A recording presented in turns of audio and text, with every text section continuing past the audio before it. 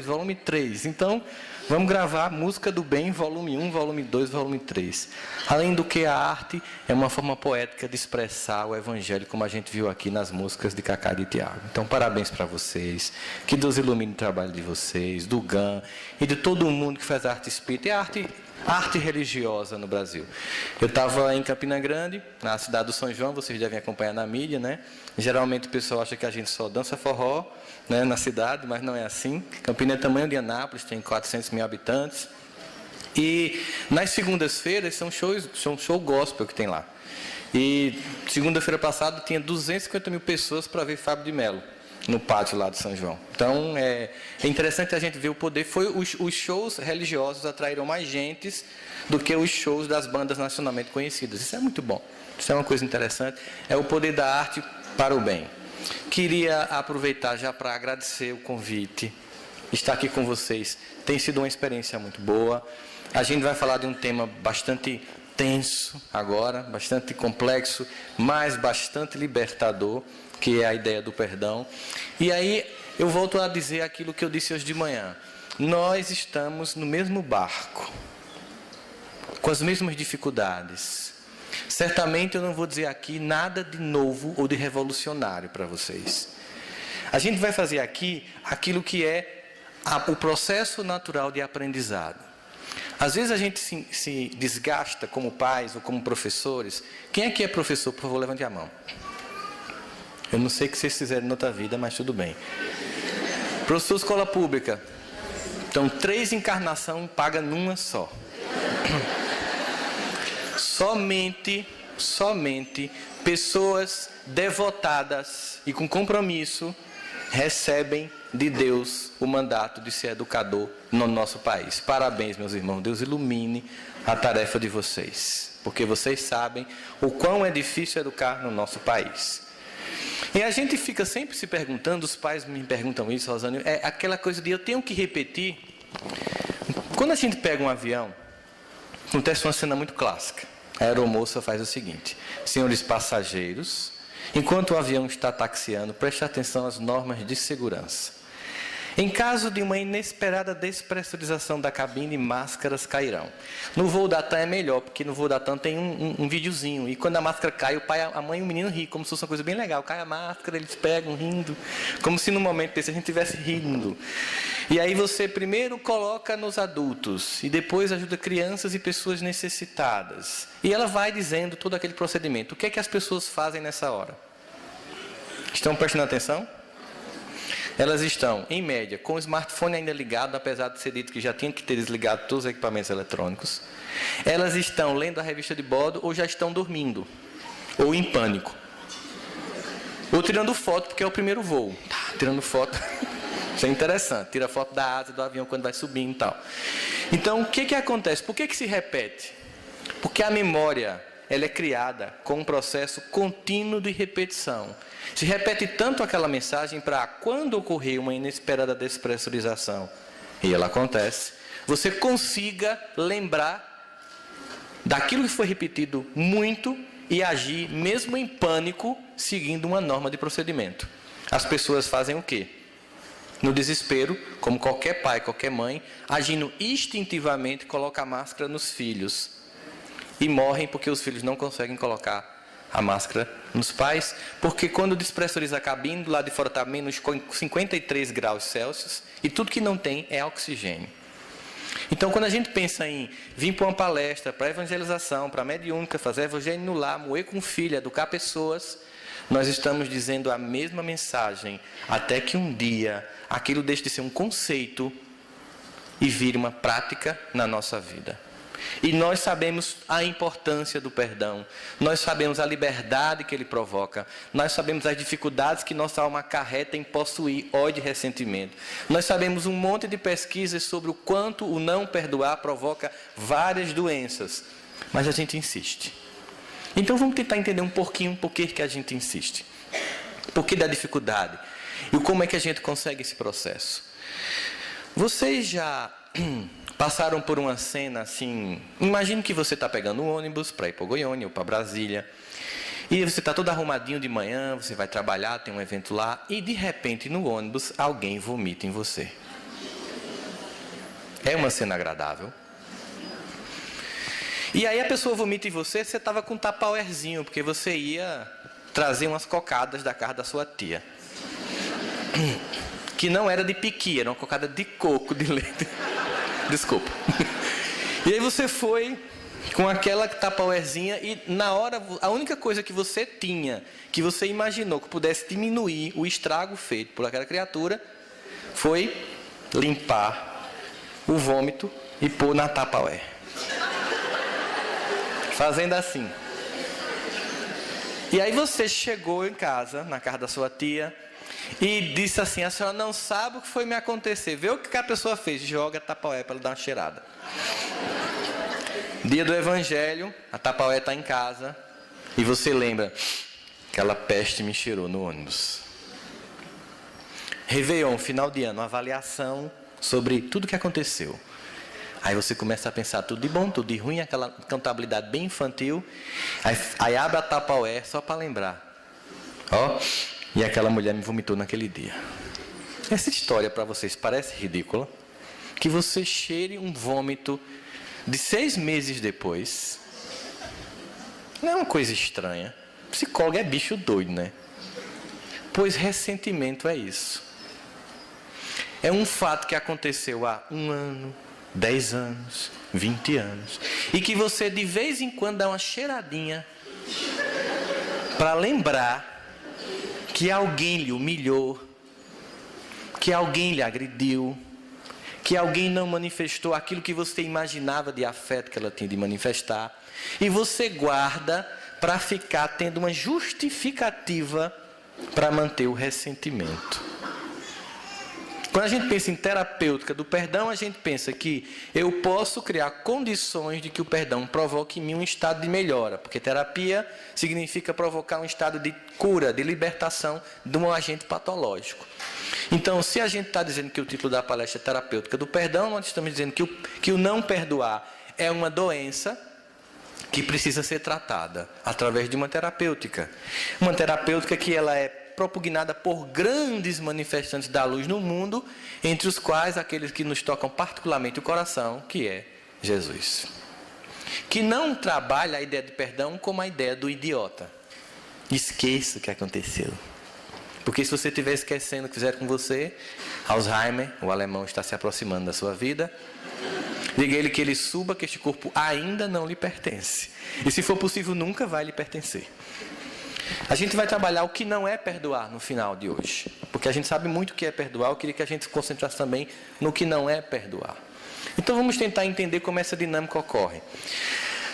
As pessoas se relacionam umas com as outras com nossas fragilidades. Nós temos fragilidades e limitações. Os nossos pais, alvo de muito ressentimento de muitas pessoas, nos deram aquilo que eles podiam no contexto particular das emoções que eles tinham. E muitas vezes, na mesma família que tem, por exemplo, um pai alcoólatra, você tem 2 filhos que simplesmente não tem nenhum problema e um que fica traumatizado. A situação é a mesma, a condição é a mesma, mas um se toca e outro não. De onde a gente conclui hoje, nas pesquisas todas sobre conduta humana, comportamento e ressentimento, que o ressentimento não vem do evento provocado por alguém. O ressentimento vem da forma como eu recebo esse evento provocado por alguém. Não é o que fazem comigo que provoca a dor, é a minha reação ao evento de dor. A gente poderia dizer que se aplica aí a teoria do 10-90. Vocês conhecem a teoria do 10-90? Ela diz o seguinte, que 10% das coisas que acontecem com a gente, simplesmente elas acontecem e nós não temos como prever. Mas o problema não é o que acontece com a gente, é a nossa reação depois que aquilo acontece. Vamos pegar uma pequena historiazinha para a gente ilustrar a teoria do 10-90. Você se arrumou de manhã, tem uma filha adolescente. O adolescente ele começa a crescer fisicamente mais rápido do que o cérebro dá conta. Então, por exemplo, às vezes a mão dele pegava o café aqui, só que o braço cresceu.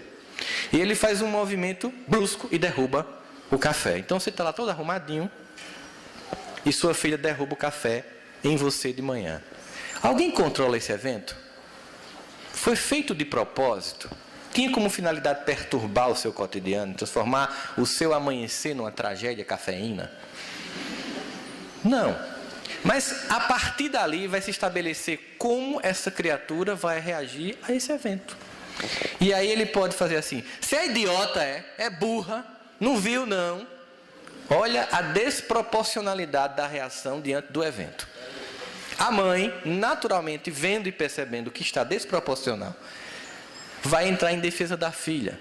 E você que está já com o ego sequestrado, irritado, e a galerinha do outro lado comemorando que está criando caos na sua casa de manhã cedo, você faz: a culpa é sua que não educa essa menina. Você já magoou uma outra pessoa por causa de um copo de café que caiu na sua blusa. E na sequência você sai, levanta, vai para o quarto, troca de camisa, o que poderia simplesmente ter sido feito e pronto. E você entra no carro para deixar a esposa no trabalho e a filha no colégio. Em que clima está esse carro? A menina atrás, sem poder chorar para não levar mais grito. A esposa olhando para a rua para não olhar para a tua cara. Em nenhum momento ela faz assim. Elas descem sem falar com você. Não é verdade? Você passa o dia no trabalho irritado, briga com as pessoas. Se alguém fizer uma piada, você pensa que foi com você, porque você já está paranoico. Tudo é contra o seu ego infantil. O mundo gira em torno de você. Você chega em casa, a menina está trancada e a esposa finge que dorme para não olhar para sua cara ainda. Porque ela está cantando a música de Cacá e respirando. Para ver se de manhã, quando acordar, ela consegue. E tudo por quê? Porque uma xícara de café caiu na sua blusa. Às vezes, quando a gente vai escutar uma história de eu não perdoo, aí você pergunta: por quê? A pessoa nem sabe mais o que aconteceu, gente. Ela simplesmente cristalizou o comportamento de ressentimento, fica retroalimentando e ela nem lembra por que ela não perdoou mais. Mas ela está presa lá. Existem algumas vantagens em não perdoar. Vocês sabiam disso? Existem vantagens. Existe uma coisa que, durante as pesquisas de Freud, ele chama de ganho secundário da doença. Vocês vão entender o que é isso. Você se arruma com sua esposa para sair e sua filhinha você vai deixar na casa da sogra ou da mãe ou com uma babá. Mas ela não quer ficar sem papai e mamãe. O que é que acontece com ela? Começa a adoecer. De repente ela começa a passar mal. Vomita, tem tontura, diarreia. E se você resolver ficar, então ela fica boa. E ela descobriu o seguinte, que quando ela adoece, ela consegue o que ela quer. A gente chama isso de ganho secundário da doença. Eu crio um sintoma para conseguir o que eu quero. E você fica preso e sequestrado a mim. Muita gente não perdoa porque é cômodo. Qual é a comodidade de não perdoar? Porque quando tudo dá errado, a culpa é dele. Olha que legal. Eu não posso perder o meu bode expiatório. Imagina, a gente coletivamente na sociedade não tem um bode expiatório, que alguns irmãos nossos acreditam piamente. Deu errado, a culpa é de quem? Do demônio. Seu casamento está ruim, você não arrumou emprego bom porque não estudou, mas a culpa não é sua, a culpa é do demônio. Me lembro de uma piada do Satanás na porta de uma igreja chorando. Passou uma criatura: o que foi? É tudo culpa minha, que tudo sou eu. Veja, a ideia de que tem alguém para ocupar é muito cômodo, mas não me faz avançar, porque eu não me responsabilizo sobre minhas próprias ações. Eu não dou conta de perceber que eu tenho uma cota de participação nos eventos. Então você imagina o cara assim: ah, meu pai não me amou, por isso eu não amo, por isso eu sou um cara assim, eu bebo. Já imaginou, gente, se tudo que você fizer for justificado pelo que o outro não deu para você? Você cria uma sequência de culpados e não avança, e não assume responsabilidade sobre sua vida. Para você não gostar de alguém, porque o que é não perdoar? Eu não vou com a tua cara. Para eu não ir com a cara de alguém, eu tenho que criar alguns critérios. Vocês não acham? Eu tenho que ter um critériozinho. Se você colocar uma tabelazinha na sua casa hoje, eu não gosto de Pedro, por quê? Aí você vai ver que você tem uma tabela de justificativas pessoais, que são conceitos que você criou de Pedro, da relação com Pedro, que vai justificando porque você não gosta dele. Então você tem um conjunto de normas pessoais que você criou para manter o ressentimento. Às vezes Pedro não fez nada com você. Às vezes Pedro simplesmente teve o azar de ser uma pessoa brilhante e você ter raiva disso. Chegou uma vez para mim, uma paciente, que entrou na sessão assim: eu odeio aquela nojenta. Nojenta é entendido aqui, né? Odeio aquela nojenta.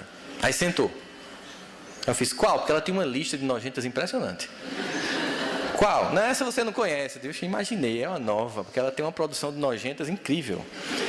Aí eu disse, aí quem é? Ah, uma colega minha de faculdade. É uma nojenta. Foi o que ela te fez, porque olha só, tem que ter um porquê, né? Eu não tenho que criar uma justificativa para mim odiar alguém, eu tenho que criar um motivo. Ah, você não sabe o que é que ela faz. Você acredita que toda vez no seminário ela tira 10? A gente está fazendo seminário de clínica médica e ela tira 10. De cirurgia e a nojenta tira 10. Olha o que é um ego infantil. Ela achava que a menina fazia de propósito para provocar aquele criatura que é o centro do universo. Ela.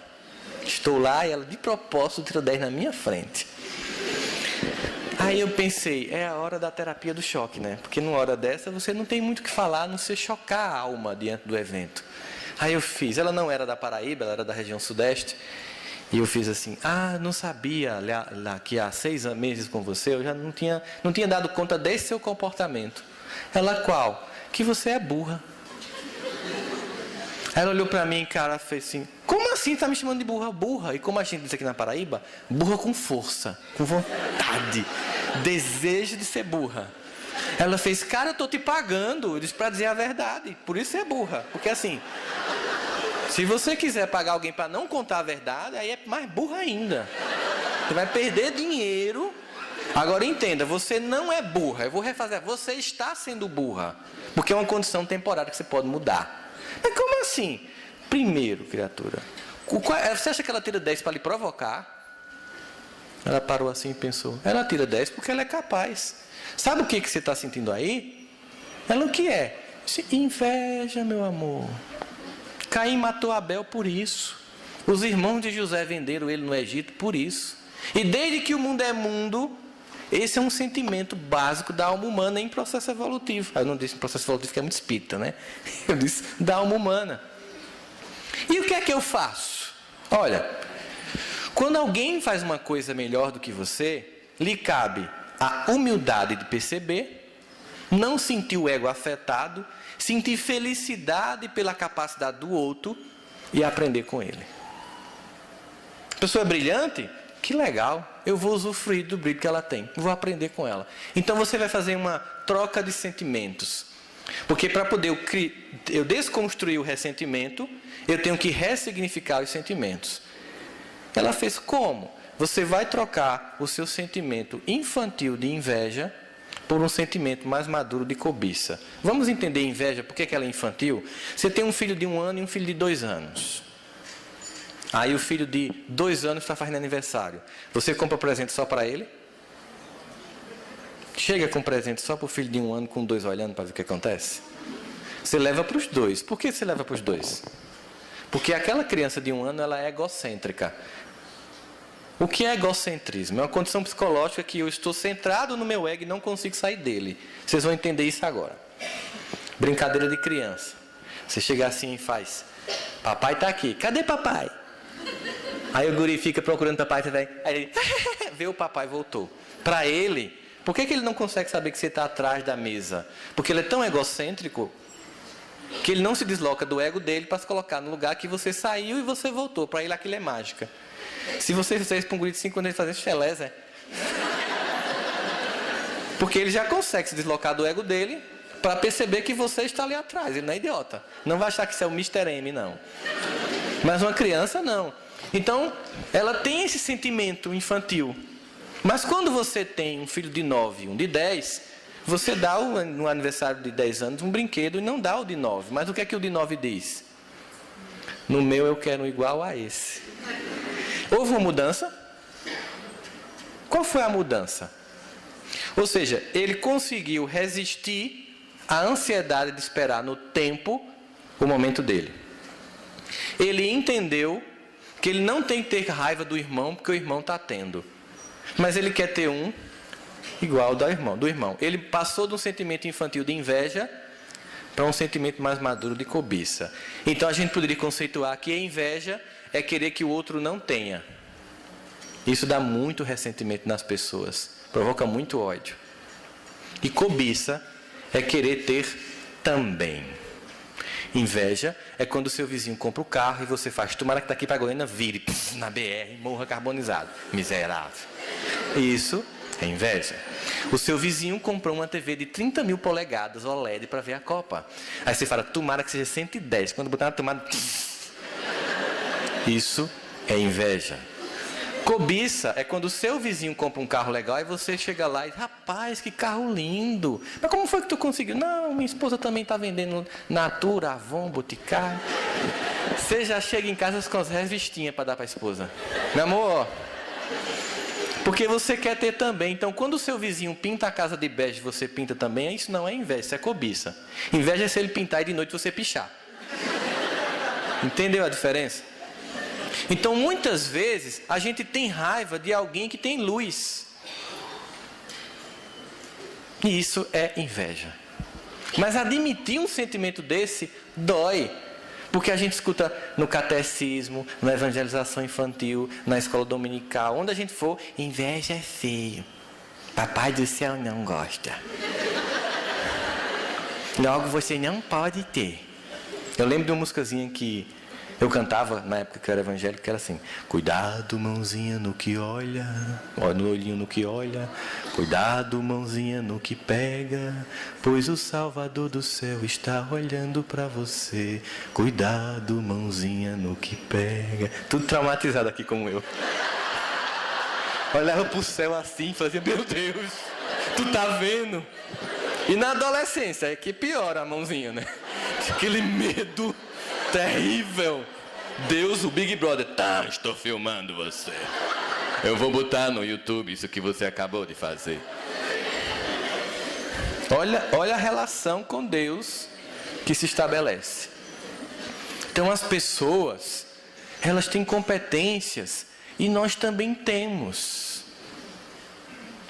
Não tem sentido todo mundo ter a mesma competência. O que seria de um mundo que todo mundo tivesse a mesma competência? Não teria graça. Então alguém tem que cantar, alguém tem que evangelizar, alguém tem que falar, alguém tem que sarar, alguém tem que ensinar, alguém tem que fazer todas as coisas que nos faz sermos fraternos, porque é justamente porque me falta que eu preciso de você. Porque se eu tivesse tudo, eu não olhava nem para a sua cara. Porque a nossa alma ainda é muito infantil. Então eu não posso ter todos os talentos, porque meu ego explode. Essa é uma condição que só um ser suporta: Deus. Por isso que as celebridades se destroem, porque o ego delas não suporta o poder que elas têm. Elas não conseguem não ser a máscara que elas montaram. Nós somos obrigados ao desafio de chegar em casa e dizer: eu sou invejoso. Mas eu posso mudar isso.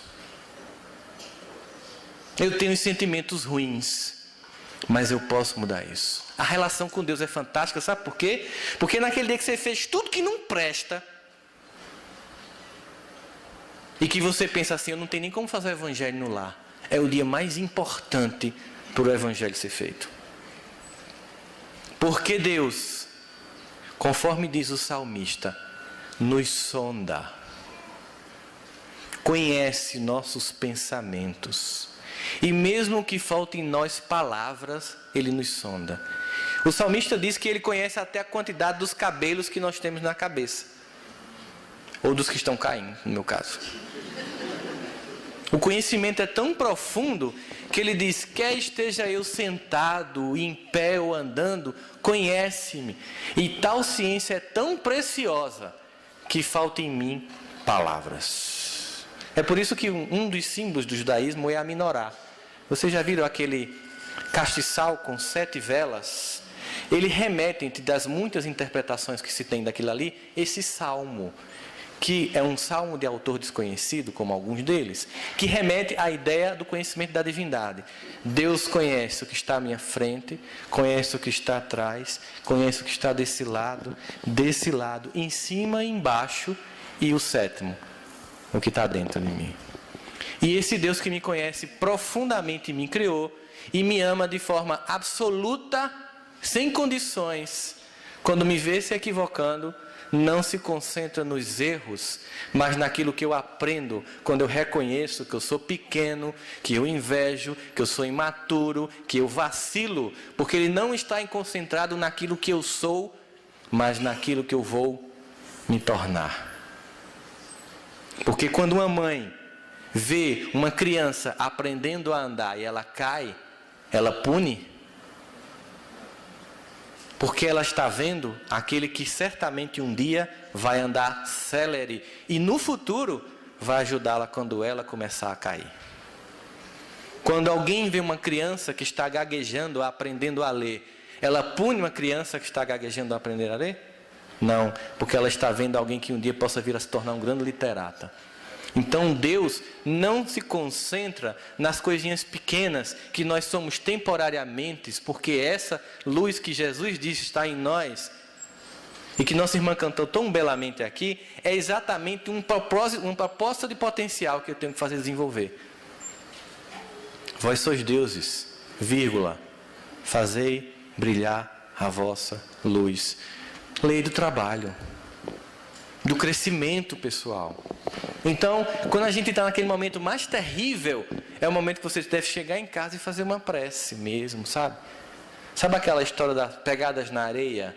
Que tem uma hora que somente 2 passos estão porque você está nos braços do Pai? É nesse momento que a gente se joga. E a gente desnudo, sem máscaras, sem aquele personagem que a gente criou para dar uma de santo, desnudo, se coloca diante de Deus com a simplicidade de reconhecer ao lado ainda tão mesquinho da alma e se entrega a um Pai que depois de todo aquele dia trágico lhe ama profundamente. Por isso que na música de Gilberto Gil ele diz: se eu quiser falar com Deus, eu tenho que desatar os nós das gravatas, dos sapatos. Tira a máscara, tira o personagem, deixa de fingir que é santo. Para de montar um personagem infantil e egocêntrico. Se desnuda diante de um Pai que te ama profundamente, sabe como você é, mas vê todo o potencial que você tem. E diz assim: mas me ajuda aí, Papai do Céu, que coisa ridícula que eu fiz hoje. Que frase ridícula que eu fiz hoje. Como eu me exibi hoje. Como eu disse bobagem hoje. Como eu machuquei. Como eu fiquei com raiva de um colega que trocou de carro. Como é que eu tenho ódio do cara que a esposa dele é mais bonita que a minha. Imagina, as pessoas se trocam, elas se comparam e tornam-se infelizes. E elas não desenvolvem o sentimento fundamental na relação com Deus, que é gratidão. A gratidão me faz contar não o que falta. A gratidão me faz contabilizar o que eu já tenho. É por isso que Paulo vai nos dizer lá em Tessalonicenses, no capítulo 7, versículo 22... em tudo dai graça, porque esta é a vontade de Cristo Jesus para convosco. Em tudo dai graça. Então assim, toda vez que um avião cai, eu vou pegar um amanhã, né? Toda vez que um avião cai, alguém perde o voo. Vocês já perceberam? Já viram isso? Geralmente alguém não consegue chegar. E a mídia entrevista essa criatura, que geralmente não pegou o voo por uma causa muito fortuita, assim, engarrafou, o despertador não trocou, ele chegou lá, não deu tempo de fazer o check-in, e sim, ele perde o voo. E a pessoa pergunta: por que você acha que aconteceu isso? De tanto forçar, a pessoa diz: acho que foi Deus que não quis. E sentado na TV, vendo essa reportagem, está a mãe de um filho que estava no avião. O que pensa ela? E no meu caso, que meu filho entrou no avião, foi quem? Foi quem, gente? Foi o mesmo Deus. Por que você achar que quando Paulo diz que é para dar graça em tudo, é só no que é engraçado? É só no momento bom? É um equívoco. Primeiro que para Deus não houve nenhuma tragédia. Uma pessoa estar no avião e voltar para o plano espiritual. Para Ele é filhos retornando para casa. Na nossa visão de curto prazo, nós transformamos os eventos naturais dos ciclos da vida, das idas e vindas, em tragédia. É apenas o ciclo natural da vida. O reencontro é certo, por maior que seja a dor da separação, por maior que seja, a dor da separação de alguém que a gente ama, ela nunca se compara à certeza e à alegria do reencontro que teremos com essa pessoa. Não se compara. E todas as coisas acontecem porque tem um propósito. Na vida, as dificuldades que nós temos não são planejadas para nos tornarmos pessoas magoadas e ressentidas. Elas são planejadas e muitas vezes antes de encarnarmos, com nossa participação nas cláusulas do que vai acontecer, com o objetivo de que tudo conspire para a nossa luz. Qual é a definição que o evangelista João dá de Deus? Deus é amor. Vamos pensar sobre isso. Se Deus é amor, Ele é puro e total amor, não existe nada do que Ele faça na nossa vida que não tenha uma finalidade amorosa. Então tudo que nos acontece tem um porquê de muito amor. Mas quando acontece e machuca nosso ego infantil ou não está de acordo com os nossos planos pessoais, nós reputamos como algo ruim ou ressentimento. Aquela família que nós temos é exatamente a que necessitamos para desenvolver as habilidades emocionais que nós ainda não desenvolvemos. Não está ali para lhe provocar e para tornar sua vida um inferno. Por mais que sejam pessoas extremamente difíceis, elas estão, primeiro porque há uma necessidade de estarmos juntos, porque certamente há um reencontro ali de almas, em dificuldades para superação. Na natureza de Deus não existe caprichos de tortura, mas de amor. Se você chegar num sítio, numa fazenda, e ver um barulho desse vindo de um ovo, de um pinto tentando sair, fazendo assim, você pode imaginar que aquilo é uma tortura. E pensando ajudar, você vai lá e quebra para facilitar a vida dele. E ele morre sem se alimentar porque foi bicando a casca que ele desenvolveu a capacidade de depois coletar os alimentos. Aquilo não era tortura, aquilo era aprendizado. Quando você tem um filho e você não tem com quem cuidar com você, e você está fazendo a comida de casa e a criança está num daqueles cercadinhos, para a criança, ela está presa. Para você, mãe, ela está protegida da tomada da geladeira, da faca na pia, da água quente do fogão, dos micróbios que estão no chão da cozinha. Assim, os limites que nós temos, que provoca muito ressentimento nas pessoas, eu não consigo ter dinheiro, eu não consigo um trabalho legal, minha vida não flui, é parar para entender por quê. Se eu parar de ficar chateado com o que não está fluindo, eu vou começar a entender, mas se Deus me ama e Ele me ama, Ele tem um objetivo de estar acontecendo. Se eu entender por quê, acaba a prova. Porque qual é o objetivo da prova? É gerar lucidez. Quando a lucidez vem, a coisa flui. Não tem mais porquê. Mas enquanto eu tenho ódio porque eu sou assim. Eu tenho ódio porque a minha vida é assim. Eu tenho ódio porque fulano é assim. Você fica preso porque você só sai dali quando amar e perdoar. Detesta seu marido? Vai casar com ele de novo na próxima vida. Porque Jesus é amor. Odeia seu pai? Vai casar com ele na próxima vida. Por quê? Porque Deus sempre nos coloca no mesmo cenário até que a gente cumpra o script de amor. Então, perdão liberta nesse sentido. Eu não fico focado na vida dos outros, eu fico focado na minha própria vida. Eu desenvolvo em mim uma capacidade de perceber minha responsabilidade nas coisas e não na vida dos outros. Se Deus é amor, e Ele o é, nós não podemos imaginar que as dificuldades, elas têm o objetivo de nos punir. Vocês conhecem Silvio Romero, um expositor espírita? Lá de Pernambuco. A gente estava fazendo um seminário junto. E ele me contou que estava com câncer. E Silvio tem mais ou menos quase 2 metros de altura. Ele ficou com quase 40 quilos. Imagina a cena. E ele disse que o pessoal dava muito apoio lá na casa dele. Você está com AIDS, meu filho? Era bem assim o apoio que ele recebia. Disse, não, estou precisando de pressa, meu irmão, estou com câncer. E aí ele veio para se despedir de Chico, muito amigo de Chico. Chegou, Chico, eu vim para me despedir, Jesus está me chamando. Aí Chico faz, ué, disse que não vai. Ele, a vítima, o discurso da vítima. Mas Chico, veja como eu estou. Um esqueleto humano, isso é Jesus me chamando. Jesus é amor, minha criatura, não chama assim não. Diga que não vai. Como assim? Diga, não vou, Jesus. E o que é que eu digo? O que é que você quer me ensinar, Jesus? O que é que eu não entendi para sair dessa? Volto para Recife, meu filho, pergunto, porque Jesus não faz isso com ninguém, não. Aí ele voltou, se perguntou, entendeu, descobriu, curou-se, voltou para agradecer. A Chico? A Chico tinha uma xícara que quebrou-se essa xícara, gente. Que ele tomava um chá. Você deu uma foto com essa xícara. A esposa do Vilmar tinha essa xícara aqui em Goiânia. Aí ele tomava um chá secreto todo fim de tarde, que ninguém tinha acesso, porque vinha no pires, na xícara, com uma piresinha em cima, que só a moça que tomava conta dele dava conta desse chá. Ninguém podia acessar esse chá. Quando o Silvio chegou para agradecer, disse, dona fulana, traga aquele chazinho para nosso irmão Silvio Romero, para comemorar. Aí o pessoal olhou assim, aí ela fez, aquele? Aí ele fez, sim, aquele, mas só para ele. Aí todo mundo não acredita. E ele eufórico, meu Deus, eu vou tomar um chá. O chá secreto de Chico. Quando abriu era Coca-Cola.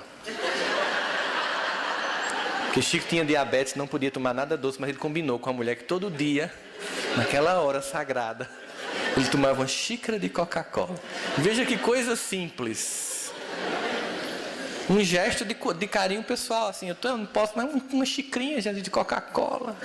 Mas para ninguém impedir, ele criou todo um ritual combinado. E quando ele tomou, que ele ia, aí Chico fez, é só para você. E ele querendo rir, querendo tomar Coca-Cola. E com o sentimento de, meu Deus, como a vida é simples. Esse homem que vive se doando a humanidade, você fica feliz porque está tomando um copinho de um xicrinho de Coca-Cola. E eu vim aqui para agradecer porque ele me disse uma coisa que eu já sabia, que Deus é amor e jamais me faria morrer daquele jeito. A não ser que eu não estivesse entendendo ainda. Ou a não ser que havia necessidade mesmo de passar por aquilo. Que não imagine que todo mundo que morre de câncer está sendo punido. Eu lembro muito bem quando o Décio, vocês já trouxeram o Décio aqui, o Décio Andoli Júnior? Aí ele disse, Rossandro, o Décio é médico, amigo, a gente faz palestra muito juntos. O pessoal não coloca a gente no mesmo hotel mais, porque a gente não dorme conversando. Terrível, com abacate e barraco no outro dia. Aí ele disse, quando eu ia para a UTI cuidar de pacientes em coma, eu sempre olhava com muita pena. Até que um dia eu disse, não, só um espírito muito forte pede uma prova dessa. Momento de pausa, de reflexão muito severo. Um pós-AVC, por exemplo. Né? E a gente começa a olhar que as dificuldades são obras de amor de Deus. E entre as dificuldades, existem as pessoas que tornam nossas vidas, às vezes, difíceis. E elas estão ali para nos fazer desenvolver virtudes que só vão ser desenvolvidas quando forem provocadas. Por exemplo, paciência. Você sabe quando a gente cria um grupo de estudo espírita, tem uma pessoa que discorda de tudo? Tudo que você quer que ela não esteja mais no grupo, né? Ai do grupo que não tiver alguém que fique discordando, porque ele se aliena. Essa pessoa tem como objetivo trabalhar sua tolerância à discordância, trabalhar sua paciência a uma pessoa que tudo quer falar, e ela muitas vezes é taxada de incompetente ou de pessoa que está criando problema e você nem escuta quando ela está dizendo uma coisa correta. Porque a doutrina espírita provoca a reflexão, para que a gente entenda a verdade de forma transparente. Por isso, às vezes a gente faz algumas leituras e você veja o trabalho que o Severino Celestino e que o Haroldo Dutra tem feito no Brasil, das traduções dos evangelhos, de eventos assim que a gente começa a perceber a falta de sentido. Como eu anunciei hoje de manhã, pedindo a permissão a Ivana, o professor Severino Celestino vai estar no Congresso de Goiás em 2015, junto com o Haroldo, e vocês vão ter a oportunidade de conhecê-lo. Ele fez uma tradução do Pai Nosso, mostrando os equívocos que há no Pai Nosso. Teológicos, por exemplo. Pai Nosso, que estais... Deus não é onipresente? Por que ele está no céu? Se ele está em toda parte. Santificado seja o vosso nome. Quem somos nós para dar condição de santidade a Deus e dizer que Ele é santificado. Então a tradução é Pai dos céus. Ou seja, Ele está em toda parte, mas Ele é dos céus. Santo é o vosso nome. Ou seja, eu não estou dizendo que ele é santificado, estou constatando a condição de santidade dele. Mas a frase mais inconveniente é aquela: perdoai as nossas ofensas, assim como nós perdoamos. Tem gente que ora assim, né? Assim como nós perdoamos a quem nos tem ofendido. Não é inconveniente essa prece feita desse jeito? Aí você vai para a tradução, aí está lá: a reciprocidade. Que Jesus diz: se tiverdes uma contenda com vosso irmão, olha a seriedade do ressentimento. Olha o fator impeditivo espiritual de herança de luz que impedimos ao não perdoar. Quando fordes orar, se tiverdes uma contenda com teu irmão, o que é que Jesus diz? Nem continue. Vá lá e resolva. Antes que ele lhe entregue para o juiz lhe entregue para o promotor, e você será condenado e não sairá de lá a ter pago o último ceitil. Não adianta pedir o que você não dá. No Pai Nosso é assim: perdoai as nossas ofensas na mesma medida em que eu perdoar a ofensa dos meus devedores. Então existe reciprocidade na lei de Deus. Eu só solicito o que eu dou. Vocês conhecem a música do Nando Cordel? A paz do mundo começa em mim. A paz do meu lar começa em mim. A regeneração do Brasil começa em mim. A regeneração da minha casa espírita começa em mim. Toda a tarefa começa em mim. O perdão começa em mim. É impeditivo não perdoar. É pesaroso não perdoar. É angustiante não perdoar. Adoece a alma não perdoar. Porque Deus quer curar o espírito. E se para curar o espírito o corpo tiver que padecer, padece.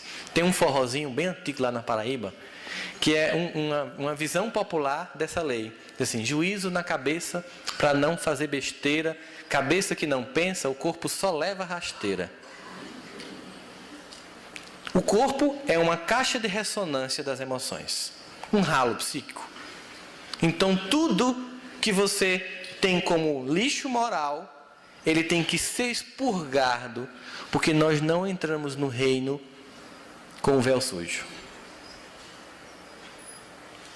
E o adoecer é um alerta para que o espírito reflita e modifique a conduta que o faz sentir isso. Em Evolução em Dois Mundos, André Luiz fala da chamada zona de remorso, ou das chamadas predisposições mórbidas. É um capítulo interessantíssimo de Evolução em Dois Mundos. Ele diz assim, que todos os seres encarnados têm uma zona de predisposição mórbida.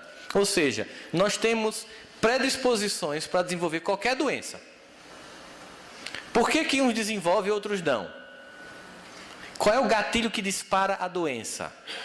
Angelina Jolie, atriz sul-africana, que mora nos Estados Unidos, casada com Brad Pitt, tirou os seios e colocou prótese de silicone. Fez uma mastectomia preventiva porque havia casos de câncer na família. Muitas jovens americanas fazem isso.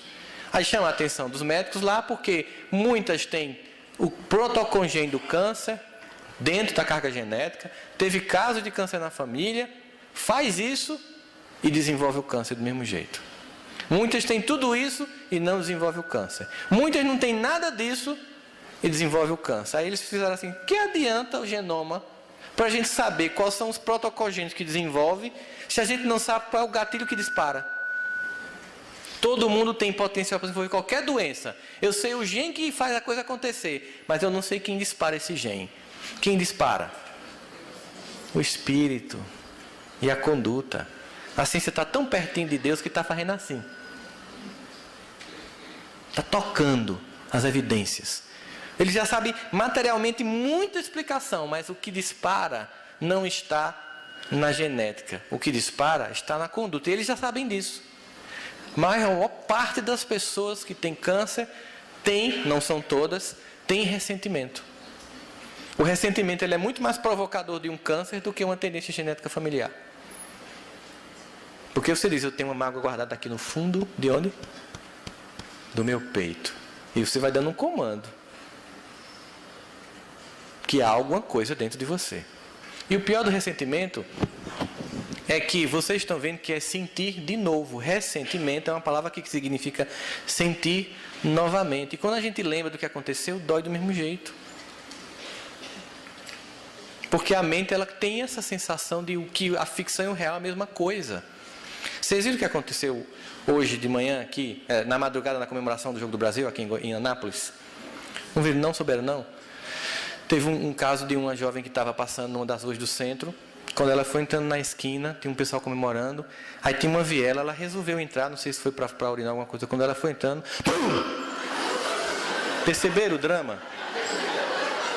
Eu sempre faço essa pegadinha, todo mundo cai aqui. A jovem está bem, não aconteceu nada. Eu acabei de inventar isso.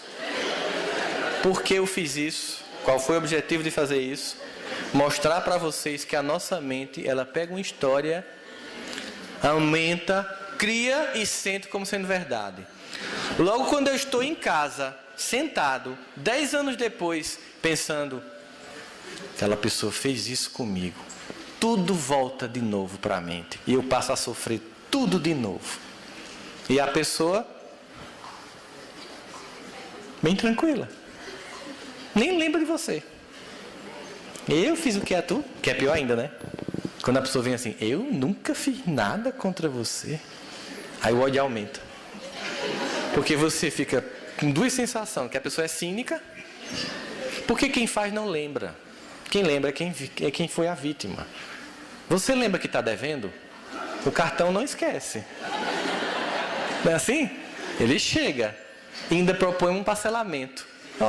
Se quiser parcelar, mas pague. Então, óbvio que tem esse sentimento da gente, de quando eu lembro, volta tudo. Quando eu lembro do que uma pessoa me fez, volta tudo. Então, na contabilidade de um fim de ano, acabei o namoro, ano trágico. Como assim? Não. Foi um ano em que uma relação se esgotou, deu tudo o que podia dar, e eu aprendi a nunca mais me envolver com uma peste dessa. Então, é um ano venturoso, de aprendizado. E você reputa e contabiliza como problema, como uma coisa ruim. E não foi. Algo mágico aconteceu. Eu aprendi mais uma forma de se relacionar com as pessoas. Eu vivenciei mais uma experiência com as pessoas. Eu estou construindo uma vida nova com as pessoas. Agora a gente sabe muito isso. Como eu disse para vocês no início. Não estou dizendo nada de novo. Muito que eu estou dizendo aqui vocês já sabem. Vamos falar um pouquinho aqui, para a gente encerrar, sobre o que não é perdoar. Que às vezes a gente fica meio preocupado, achando que não perdoou, porque a gente está acreditando em algumas coisas sobre o que não é perdoar. Perdoar não é esquecer. Esquecimento no Evangelho não é do evento, é da dor que o evento provocou. Entende a diferença? Eu não vou esquecer do evento, mas eu não vou ficar preso à dor que o evento me provocou. E eu vou, inclusive, que é quando você atinge o status de perdão, de aprendizado e o sentimento de gratidão, é quando você dá um novo significado àquela cena, que a gente chama de ressignificação temática da cena afetiva. Aquilo que naquele momento pareceu ser dor, eu comecei a entender como amor. Vamos dar um exemplo. Você se planeja, aos 16 anos, para esperar seus pais dormir e pegar a chave do carro do pai. Na pontinha do pé. Você, quando vai pegando na chave... Epa! Calma, gente. Estão muito assustados. Quando você vai pegando na chave, seu pai está lá na sala. Epa! E você... Aí começa a briga. Vai pegar essa chave por quê? E você tinha planejado pegar a namorada, pegar os amigos, te achar o cara na balada de Anápolis. Né? Nós já tínhamos planejado até ir para Goiânia. Estava já tudo no plano. Não vai, aí o menino fica irritado e não sei o que, aquela confusão todinha. E o que ele faz, o adolescente, numa época dessa? Eu odeio o senhor. E agora você não vai nem sair de casa, não vai para canto nenhum, nem de táxi, nem de jeito nenhum, vai ficar aqui. Diga para o seu namorado que você não vai mais não. Ele vai bater a porta, pá! No outro dia não fala com você, está chateado.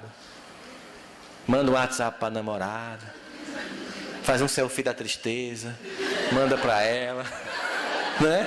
Olha como eu estou, meu amor. Que eles têm essa possibilidade agora, né? Fica lá conversando. E se o pai também não tiver confiscado, porque eu confiscaria no caso desse celular, né? Aí, 20 anos se passaram. 20 anos. Esse jovem de 16 está com 36. Ele casou com essa namorada que um dia ele tentou sair aos 16 anos, burlando a lei. E o pai não deixou. Ele está com o pai assistindo o jogo do Brasil. E começa a lembrar dos acontecimentos da adolescência. E conta sorrindo: pai, o senhor lembra daquele dia que eu ia tentando pegar a chave do carro? Ele esqueceu? Dói? Não só não dói, ele entendeu que aquilo era amor. Aquilo que provocou um bater de porta, eu odeio você, virou: muito obrigado por você se responsabilizar sobre minha vida e me amar, me dando o juízo que naquela época faltava. Só que tem coisas que são que magoam tanto, que a gente só vai entender que é amor lá na frente. Porque necessariamente não é a pessoa que fez aquilo que está me amando, mas é o Deus que ama aquela pessoa que fez aquilo comigo, que permitiu, que me ama incessantemente, que permitiu que aquilo acontecesse, para que um dia, quando eu tivesse maturidade, eu entendesse como um gesto de profundo amor. Tudo é amor. Lembra da música do Gun? Até mesmo a dor. Tudo faz crescer, moldar a nossa luz. Tudo é amor. Do mesmo jeito que esse jovem consegue olhar para a cena 20 anos antes e perceber que ali havia amor, alguma dor constrangedora que está na sua vida agora, tenha certeza, é Deus operando em amor. Eu digo sempre que todos os dias Deus sabota os nossos planos de sermos infelizes. A gente faz tudo para a vida dar errado, e Deus, em amor, sabotando para que tudo dê certo. Então, perdoar não é esquecer do que aconteceu, é entender o porquê que aquilo aconteceu. Perdoar não é diminuir ou aprovar o erro da outra pessoa. Você está muito chateado com alguém, a pessoa vem pedir desculpa: não, besteira, não senti nada não. Não diga isso não, porque ela vai fazer de novo. Diga: de fato, você me machucou. E eu preciso de um tempo. Você está me pedindo perdão agora. Eu fico feliz que você está reconhecendo que você errou, mas não pede para dar um abraço e não dar um beijo agora não. Me dá um tempo. Eu estou digerindo. Porque a gente tem que ter a oportunidade de digerir as coisas. Só porque você me pediu perdão, não, preciso digerir aquilo ali. Está doendo ainda. Mas perdoar é exatamente isso. Eu não vou aprovar o seu erro. Às vezes, você tem um filho que comete um crime, você perdoa ele e chama a polícia. Porque perdoar não é compactuar com o erro. Isso não é perdoar, isso não é amor. Porque ele vai ser preso, você vai pagar advogado e vai dar suporte a ele. Se você não fizer isso, ele sabe que da próxima vez você acoberta tudo. Aí a gente chega àquelas tragédias, como aquele rapaz que matou o filho de Cissa Guimarães, e o pai acobertou tudo e foi descoberto na oficina tentando ajeitar o carro. Então a gente tem que se responsabilizar sobre os eventos que acontecem. Eu perdoo e eu vou como seu pai, porque se seu filho for preso, eu acho que você sofre mais do que ele, gente. Você vai pagar com ele o preço daquela escolha infeliz. E vai dar suporte a ele. Perdoar, portanto, não é permitir o erro. Olha, eu fiz um aborto. Você dá suporte, você apoia, você auxilia, você... O que é que tu faria no meu lugar? Eu falei: não faria não. Eu não estou admitindo que você está certa, mas eu vou lhe apoiar, porque eu não posso te julgar, mas eu não vou dizer que você fez uma coisa certa. Mas não vou lhe abandonar, nem vou lhe julgar. Eu vou lhe apoiar.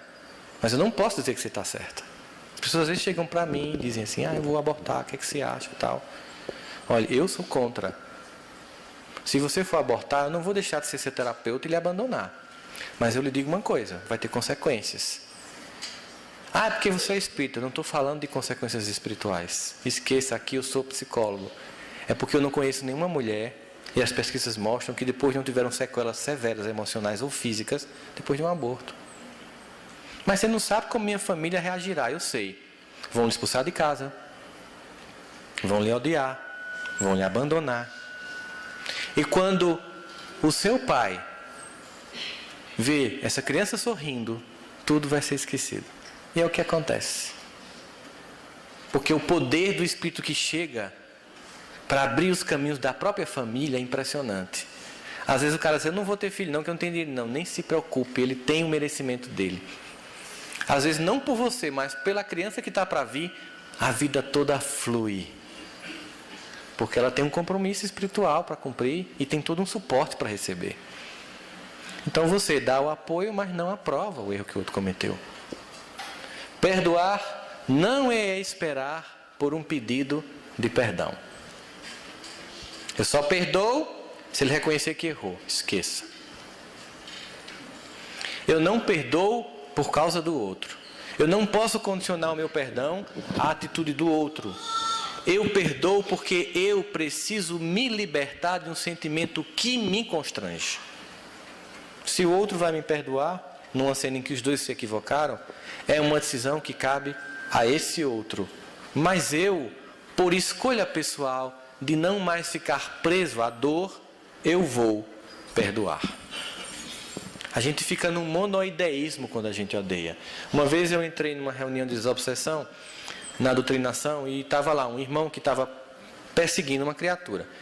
O cara tinha desenvolvido uma doença rara, ninguém descobriu o que era. Uma doença, ele estava assim, acabado, já tinha ido para os Estados Unidos, ninguém descobriu o que era. Quando eu fui conversar com um irmão que o perseguia, porque quando a gente pensa que a reunião de desobsessão é para ajudar quem está obsediado, a gente sabe que é para ajudar o obsessor. Ele disse, esse homem invadiu a minha fazenda numa guerra, entrou com os soldados sob seu comando, estuprou e matou na minha frente minhas 4 filhas e a minha esposa. E só depois ele me matou. Ele fez passar por toda essa tortura. E agora que eu encontrei ele, eu não vou desistir de destruí-lo. Veja que discurso, gente. Veja que discurso de ódio. E vocês estão tratando ela aqui como vítima. Estão pensando que o obsessor é tipo um cãozinho. Eles são seres humanos que estão desencarnados e que têm consciência dos processos. E eu fiquei pedindo orientação a Deus. O que eu faria no lugar dele? Porque a vontade era de matar também. Não é verdade, gente? Eu estou sendo franco. Você imagina isso? A vontade é de voar no pescoço. Mas você tem que pensar no longo prazo. Primeiro que certamente, numa encarnação anterior, houve um plantio para isso acontecer. Eu fiz, onde estão as suas 4 filhas e a sua esposa? Morreram. Não, meu senhor, o senhor está falando comigo. O senhor não morreu. Elas também não. Veja como ele estava preso no ódio. Ele desencarnou, sabia que não tinha morrido, que continuava existindo, mas achou que a esposa e as filhas tinham sido mortas. Elas continuam existindo. Aí ele se deu conta de que elas continuavam existindo. Aí eu perguntei, o que o senhor tem feito para reencontrá-las? Porque o que o senhor está fazendo é trocar o ódio por um pelo amor de 5. Enquanto o senhor persegue um, se distancia e não vê as suas 4 filhas e a sua esposa que espera por um reencontro. Aí ele faz, elas estão vivas, de fato. Como é que eu faço para encontrá-las? O senhor tem que desfazer o mal que o senhor fez.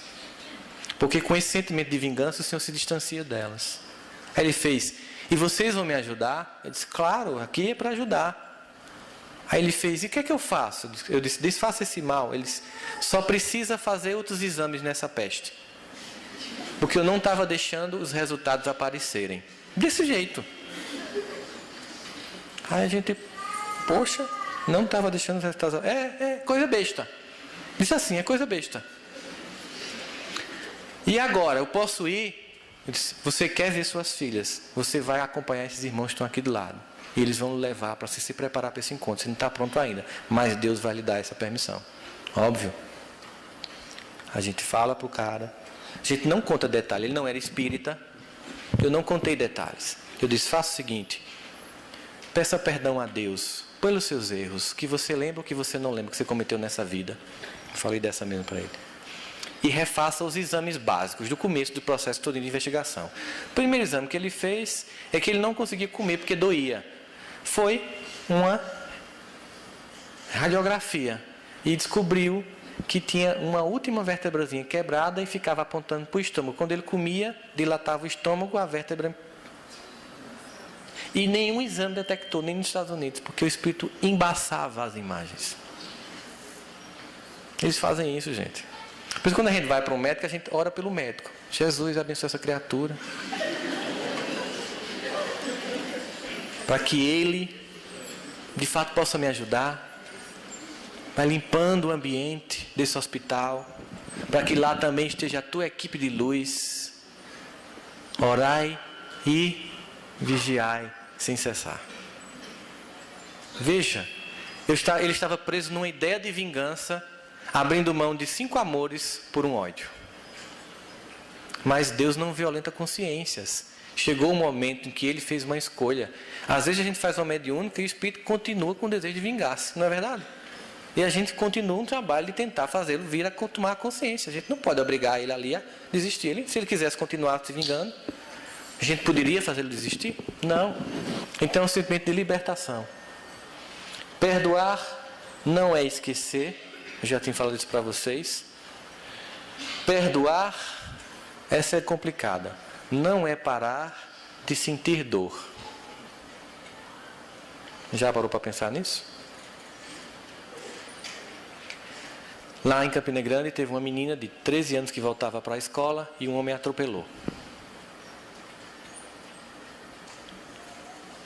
O fato da mãe perdoar vai trazer a filha de volta? Vai fazer com que ela não sinta a dor de não ver a filha crescer?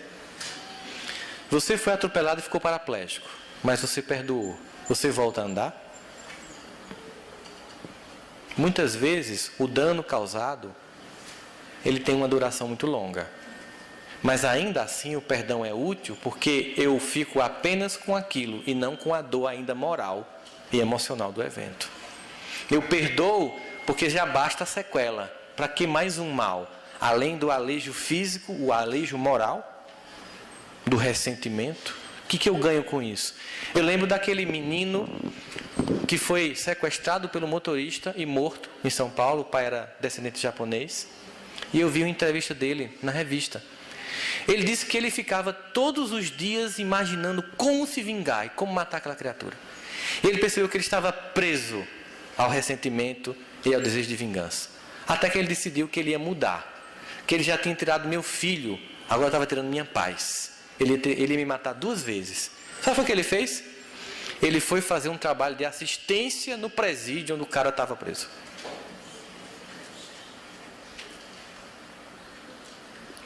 Agora, imagina a cena, gente. Você fazer um negócio desse. E ele disse que, chegando lá, o cara obviamente não olhava para ele, mas ele conseguiu perdoar mesmo. Depois de um tempo, a esposa engravidou. 2 anos depois, ele estava com uma menininha no shopping.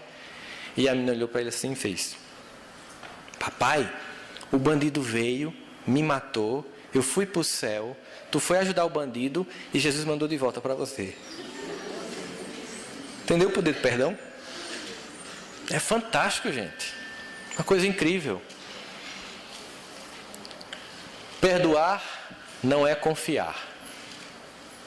Uma vez chegou para mim uma paciente que tinha sido abusada pelo pai na infância.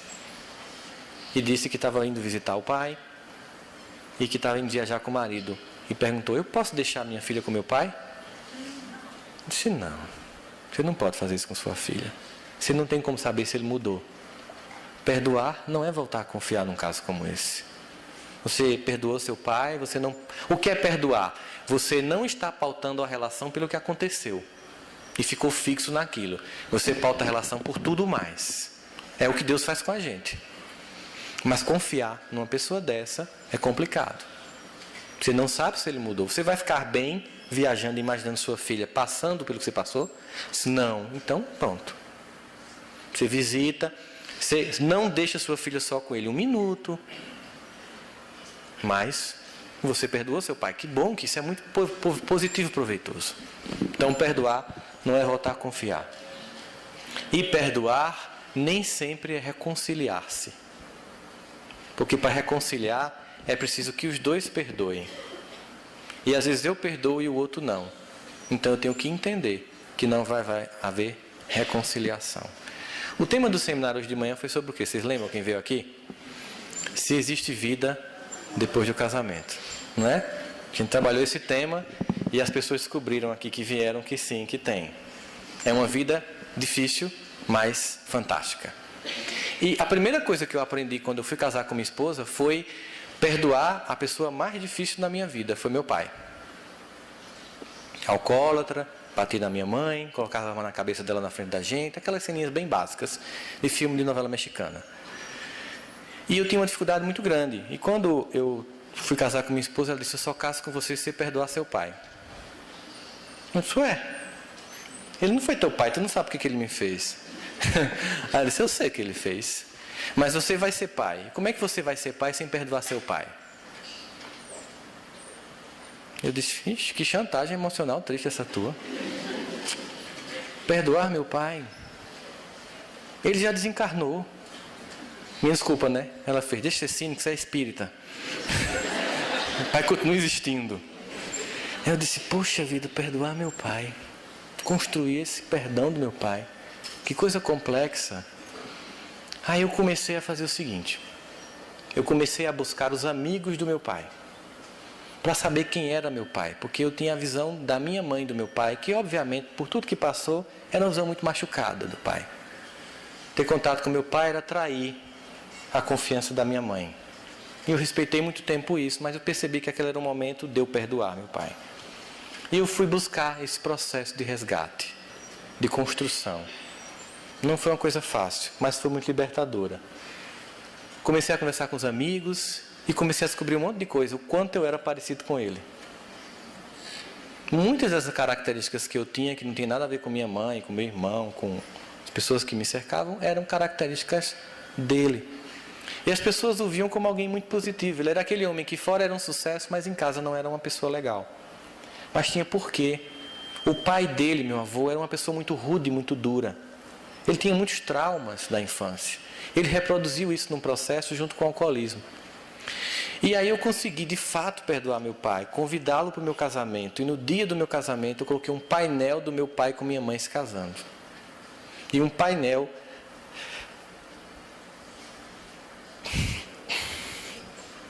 da mãe da minha esposa com o pai dela, que também tinha falecido de câncer, se casando. Porque eu tinha que agradecer a Deus. Porque para estar aqui, ele se comprometeu de me receber. Pode ser que ele não tenha dado assim a melhor recepção. Ele deu aquele pôde. Eu não tenho como julgar. No Evangelho segundo o Espiritismo, no capítulo que fala sobre honrar o vosso pai e a vossa mãe, diz que é verdade que alguns pais não cumprem os deveres, mas ainda assim nos cabe honrar e perdoar. E vocês não têm noção de como minha vida mudou radicalmente, gente. Minha vida se dividiu antes e depois do casamento e do perdão. Porque eu vivia preso a um ressentimento. Hoje eu conto essa história não para falar de um pai que faliu, mas de um homem que tentou o que podia e que me permitiu reencarnar, e que eu tenho profunda gratidão, e que sei que um dia Deus vai permitir nos reencontrarmos para a gente fazer melhor. Mas desde já ele sabe que ele está liberto de um filho que vivia ressentido e que hoje é agradecido, porque no final das contas eu vi amor o tempo todo.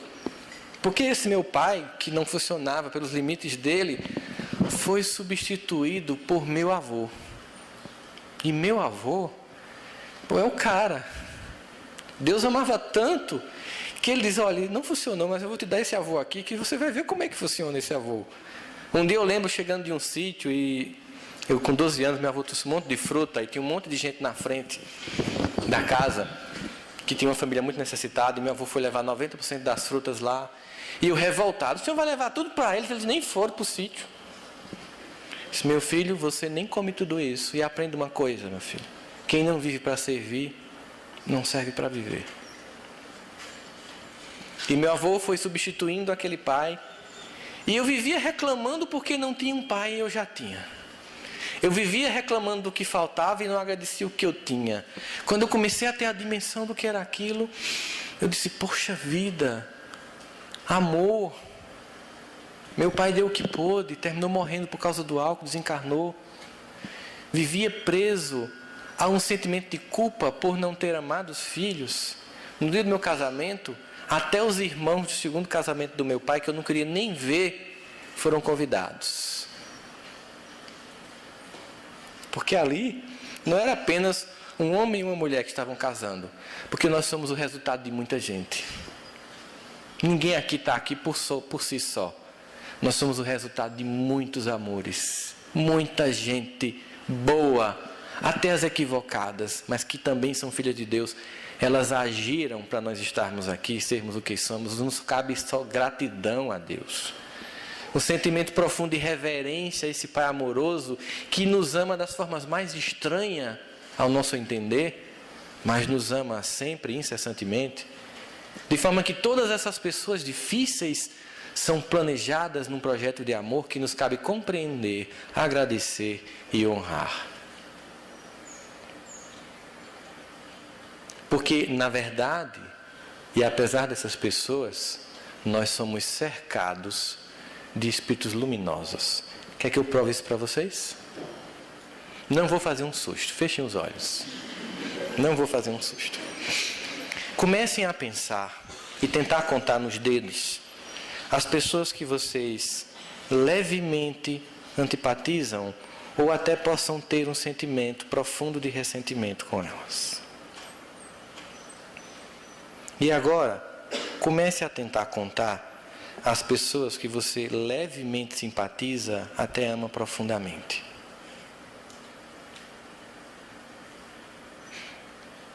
Dá para contar o segundo grupo? Se tem tanta gente boa ao nosso lado, por que a gente dá ibope a quem não está funcionando? Veja quantos anjos.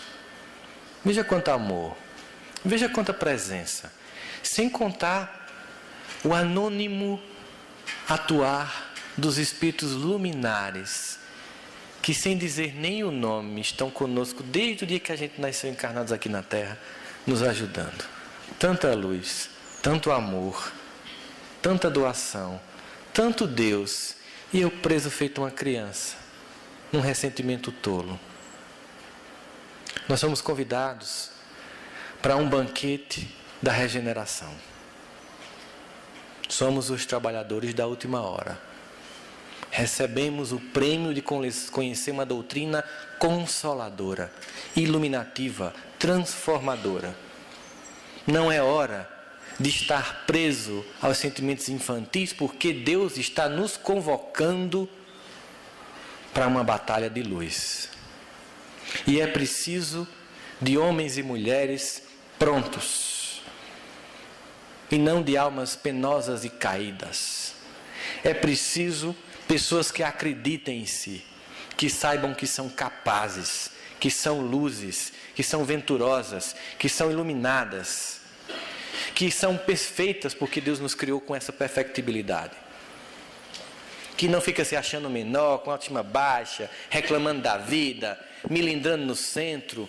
Pessoas que estão prontas para servir, porque lá fora o mundo vive a maior transformação da história humana e a dor campeia almas inteiras de coletividades. Enquanto estamos aqui ouvindo falar de perdão, irmãos nossos morrem hoje à noite usando drogas. Milhares de almas desencarnam diariamente neste planeta, em que as pessoas esperam que ondas gigantes abalem a Terra, e as ondas estão passando, porque é uma transição moral, não é só geológica.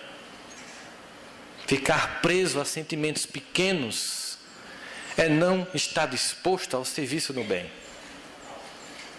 Se aliste, porque o bem há de imperar. Não há uma outra forma. Eu coloquei uma música de Renato Russo na abertura na palestra que eu fiz no Congresso de Goiás, que é Perfeição, em que ele detecta todas as tragédias que há no mundo e no final conclui: mas venha, porque o meu coração está em festa, porque quando a esperança está dispersa, chega de maldade e de ilusão. Venha, o amor tem sempre a porta aberta, e vem chegando a primavera. Venha, o nosso futuro recomeça. Venha, porque o que vem é a perfeição. Mas para isso, vamos expurgar os sentimentos infantis. Para isso, vamos abraçar as pessoas que nós amamos, para que através do amor delas nós nos fortifiquemos para perdoar aquelas que ainda temos ressentimentos. Que a família de cada um de vocês seja tocada pela luz espiritual profunda que emana do coração de Deus. E que daqui desse lugar, desse auditório que hoje se colocou como um templo, dada a egrégora que nós criamos aqui durante essa semana espírita, possa receber todo o amor, benfazejo desse Deus amoroso. E que o coração de vocês, de todos nós, se prepare para o banquete da fraternidade. Porque Deus sabe, deseja e espera, e vai ver realizar, o dia em que nós inteiramente vamos amarmos uns aos outros. Que Deus os ilumine rica e profundamente. Muita paz no coração de vocês. Muita paz.